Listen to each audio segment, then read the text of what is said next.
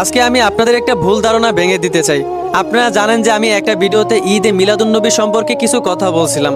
তো আমার সেই ভিডিওতে অনেকেই অনেক আজে বাজে কমেন্ট করতেছে। অনেকেই আমাকে বলতেছে ওহাবির গোষ্ঠী, নবীজির দুশ্মন, আমি নাকি ঈদে মিলাদুন্নবী মানি না। তো তাদের কাছে আমি একটা প্রশ্ন করতে চাই, আমি ঈদে মিলাদুন্নবী মানি না এই কথাটা আমি কোথায় বলছি বা কার কাছে বলছি বা কখন বলছি, এটা কি আপনি আমাকে বলতে পারবেন? আরে ভাই, আমি কেন ঈদে মিলাদুন্নবী মানবো না? কেন আমি আমার রাসূলের জন্মদিনে আনন্দিত হব না? যে রাসূলকে আমি আমার জীবনের চাইতে বেশি ভালোবাসি। বাট ভালোবাসা তো হয় ভাই মন থেকে। ভালোবাসা তো রাস্তাঘাটে মিছিল দিয়ে প্রকাশ করার মতো জিনিস না। আমি শুধু এইটা বোঝানোর চেষ্টা করছি যে কেনই বা আমাদেরকে রাসূলের প্রতি ভালোবাসা প্রকাশ করতে গিয়ে রাস্তাঘাটে মিছিল দিতে হবে। ভালোবাসা তো হয় মন থেকে। ভালোবাসা তো রাস্তাঘাটে মিছিল দিয়ে প্রকাশ করার মতো জিনিস না ভাই। তো আমি এই কথা বলা একজন ভাই আমাকে বলতেছে, আরে ভাই মিছিল দিলে তো আর গুনাহ না, তো মিছিল দিলে সমস্যা কি?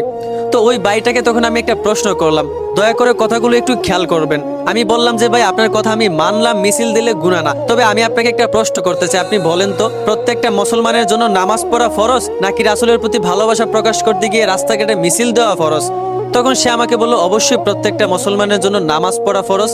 আমি তখন বললাম, এই তো এইবার লাইনে আসছেন।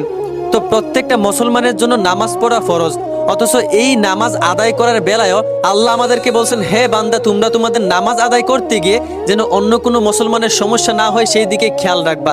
মানে চিন্তা করছেন, ফরজ নামাজ আদায় করার বেলাও আল্লাহ আমাদেরকে সাবধান করছেন যেন এই নামাজ আদায় করতে গিয়ে অন্য একজন মুসলমানের সমস্যা না হয়। আর অন্যদিকে আপনারা রাসূলের প্রতি ভালোবাসা প্রকাশ করতে গিয়ে রাস্তাঘাটে যে মিছিলটা দেন, এইটা মুসলমানদের জন্য ফরজও না, আবার সুন্নতও না।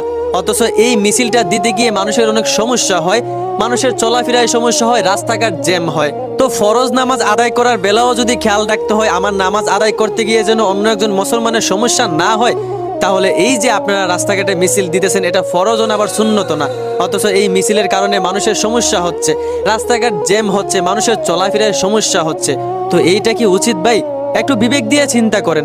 তো এই কথা বলে সেই লোকটা আবার আমাকে বলতেছে, মিছিল দেওয়ায় যদি মানুষের সমস্যা হয়, তাহলে এই যে বাংলাদেশে ওয়াজ মাহফিল হয়, এতে করে কি মানুষের সমস্যা হয় না? মানুষের নামাজের সমস্যা হয় না? মানুষের ঘুমের সমস্যা হয় না? তো আমি তখন ওনাকে বললাম, ভাই আপনি কিসের সাথে কি মিলাচ্ছেন? ওয়াজ মাহফিলে মানুষের চলাচলে কোনো সমস্যা হয় না, মানুষের বড় কোনো সমস্যা হয় না।